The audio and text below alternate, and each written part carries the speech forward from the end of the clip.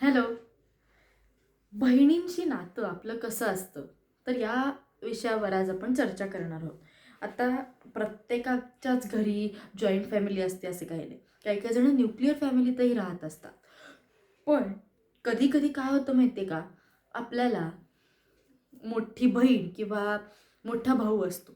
हां, म्हणजे लहान बहीण लहान भाऊही असतात, तो काही विषय नाही. पण आत्ता आपण सध्या बहिणींशी नातं कसं असावं या संदर्भात चर्चा करतोय. पण ज्या वेळेला आपल्याला एखादी गोष्ट शेअर करायची असते, त्यावेळेला आपण लहान बहिणींशी तितक्या उघडपणे शेअर करू शकत नाही, जितक्या उघडपणे आपण मोठ्या बहिणींशी शेअर करू शकतो. म्हणजे आता हेच बघा, काही काही घरात काय असतं, आपण एकमेकींचे कपडे वापरतो किंवा आपली मोठी बहीण जर वरच्या इयत्तेत असेल आणि आपण त्यानंतरच्या पुढच्या इयत्तेत जाणार, तर तिने वापरलेली पुस्तकं आपण वापरायची. किंवा तिचा काही ड्रेस आवडला की मग ताई मी हा ड्रेस घेतला हं, दीदी मी हा ड्रेस वापरते हं, असं करायचं. मग दोघींची भांडणं. मग सतत ती मोठी बहीण आईबाबांकडे जाऊन सांगते की माझे कपडे हिने वापरले, तुम्ही तिला सांगतच नाही कारण ती लहान आहे. मग ही लहान बहीण म्हणते की तुम्ही तिला काही बोलत नाही कारण ती मोठी आहे, आणि तुम्ही मलाच बोलता कारण मी लहान आहे. मग या सगळ्या गोष्टीतनं अशी भांडणं, आई बाबा असे डोकं धरून बसलेले असतात की अरे दोघींना कसं सांभाळायचं. या सगळ्या गोष्टी त्यांच्या असतात. शेवटी काय, 1000 में मेरी बहन आहे, सारी उमर हमें संग रहना है, हे जे काही गाणं काढलं आहे ते मला अत्यंत प्राणप्रिय आणि मला अत्यंत आवडतं. खरं तर आता तुम्हाला प्रश्न पडला असेल की हिला कोणी भाऊ बहीण आहे का, तर अजिबात नाही. मी एकुलती एक आहे, सिंगल चाइल्ड आहे. आणि खरं तर मी इतका दंगा करते की मी एक बहीण किंवा एक भाऊ यांच्यापेक्षा जास्त वरचा दंगा मी करत असल्यामुळे मला किंवा माझ्या आईबाबांना कधीच दुसऱ्या मुलाची किंवा दुसऱ्या अपत्याची कधी गरजच भासली नाही, किंवा त्यांना कधी त्या गोष्टीविषयी काही वाटलंच नाही. कारण मीच 4 जणांचा दंगा एकटी करत असल्यामुळे त्यांना तेच सांभाळायला इतकं असं सारखं डोक्याला हात लावून बसायला लागतं. अगं जरा दंगा कमी कर गं, असं ते मला सतत सांगत असतात. मग काय, ठीक आहे, तरी मी काय दंगा करणं कमी करत नाही. बरं जाऊ दे. आपण माझ्याबद्दल बोलत नाही आहोत, आपण बोलत आहोत एकंदरीत जनरल बहिणींबद्दल. तर बहिणींसोबत आपल्याला ज्या गोष्टी शेअर करता येत नाही त्या आपण शेअर करू शकतो. जसं की उदाहरणार्थ आपल्याला फ्रेंड्सबरोबर ट्रिपला जायचं असेल आणि आपल्या घरचे थोडेफार ऑर्थोडॉक्स असतील, किंवा कधी कधी आपण आपल्या घरच्यांचा मूड बघून सांगतो, त्यांचा मूड तितकासा बरा नसेल, तर मग आपण ताई ताई ताई ताई प्लीज आई बाबांना कन्व्हिन्स कर ना, ताई प्लीज प्लीज ना, प्लीज ना, मी तू म्हणशील ते करायला तयार आहे ताई, मी काही सांगणार नाही, तू म्हणशील ते सगळं ऐकायला तयार आहे. मग आपल्या मोठ्या बहिणी आपला काय फायदा घेतात, ठीक आहे, मग आज मी झाडून घेतलं, उद्या तू झाडून घ्यायचं. काल मी मॅगी बनवली, आज तू मॅगी बनवायची.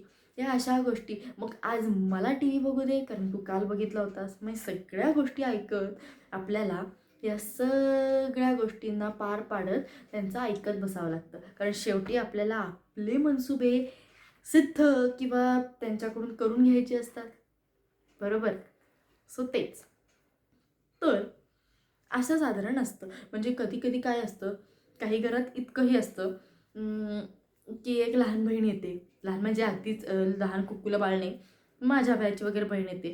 तिच्यापेक्षा मोठ्या बहिणीला सांगते की ताई मला ना तो मुलगा फार आवडतो, तू जरा बघ ना, सेटिंग लाव ना, किंवा तुझा तो मित्र आहे ना तो मला फार आवडतो, तू जरा त्याला सांग ना. मग असं सगळं करत करत करत करत त्या गोष्टी करायच्या.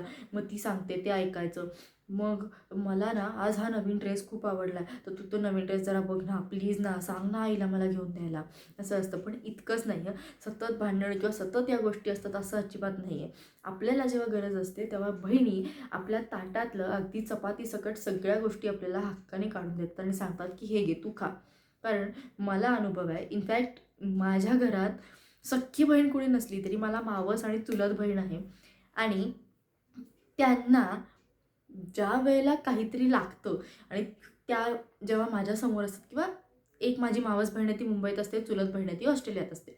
सो ज्या वेळेला त्या माझ्या घरी येतात, आमच्या दंगामस्ती चाललेली असती, त्या व्यतिरिक्त ज्यावेळेला त्यांना एक मोठी बहीण म्हणून माझी गरज असते, त्यावेळेला मी त्या समोर ठिकाणी अवेलेबल असते.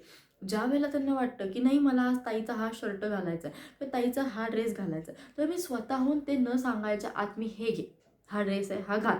किंवा ओके तुला अर्धी चपाती हवी का, माझ्यातली घे, मी दुसरी घेते, असं असतं. सो मी ताई म्हणून अनुभवते.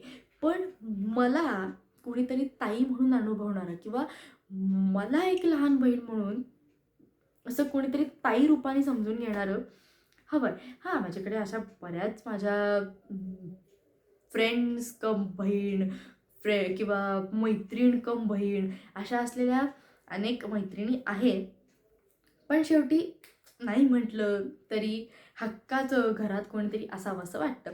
बट एनिवेज मी एकटीच आईबाबांना इतकी पुरून उरते की त्यांना असं वाटतं की कोणीही नको. सो थोडक्यात काय, तर सगळ्या गोष्टी सांभाळून घेण्यासाठी आपल्याला ते म्हणतात ना, स्विमिंग पूलमध्ये, बेबी टँकमध्ये आपल्याला आपला तोच एक सेफ जो कोणी आपल्या आयुष्यात असतो, तो व्यक्ती आपल्याला बेबी टँकपर्यंत जाऊ देतो. पण ज्याला माहिती असतं, ज्याचा आपल्यावर विश्वास असतो, तो व्यक्ती आपल्याला बेबी टँकमधून हळू-हळू मोठ्या टँकमध्ये उतरण्यासाठी मदत करतो. आणि तशा पद्धतीच्या बहिणी किंवा भावांचं एक प्रकारचं कवच आपल्याभोवती असतं, की हळू ते कवच सोडून आपण बाहेर पडतो. पण तरीसुद्धा जगात घडलेल्या सगळ्या गोष्टी या बहीण असलेल्यांना किंवा भाऊ असलेल्यांना पहिल्यांदा येऊन आपल्या भावाला किंवा बहिणीला सांगायच्या असतात. ऑब्व्हियसली ताई, दादा म्हटलं, "नाही, नाही, मी दादाला सांगणार." माझंही असं कधी-कधी होतं माहिती आहे का? आता मला 2 मोठे दादा आहेत, जे अमेरिकेत असतात. मोठी बहीण नाही आहे, पण मोठे दादा आहेत. ते कधी-कधी काय होतं, जेव्हा ते कोल्हापुरात कधी येतात ना, किंवा ऑर एल्स कोल्हापुरात यायची पण गरज नाही. ज्यावेळेला एखादी चांगली गोष्ट घडते आणि मला असं वाटतं की नाही, ये मुझे उनको बताना है, तर मी काय करते, दादांना माझ्या दोन्ही मेसेज टाकून ठेवते. मग आम्ही दोघं किंवा आम्ही तिघं, आमच्या तिघांचा एक ग्रुप आहे. आम्ही तिघं सोशल मीडियावरती ग्रुप तयार करून चॅटिंग करत बसतो. असं होतं. सो असं एक रिलेशन असतं. काय म्हणतात ते, तुझं माझं जमेना, तुझ्या वाचून करमेना, असं. सो 2 बहिणी, 2 भाऊ किंवा मोठ्या बहिणीची किंवा बहिणींची नातं हे अगदी आपल्या आईप्रमाणे असतं. म्हणजे आई घरी नसली तरी आपल्याला आपल्या बहिणी, आपले भाऊ अगदी स्वतःला फुलासारखं जपतात. स्वतःची काळजी थोड्या वेळ बाजूला ठेवून. कितीही भांडले तरी त्यांच्यासाठी आपला लहान भाऊ किंवा आपली लहान बहीण ही जीवापेक्षाही प्राणप्रिय असते. सो या नोटवरच इथे थांबू.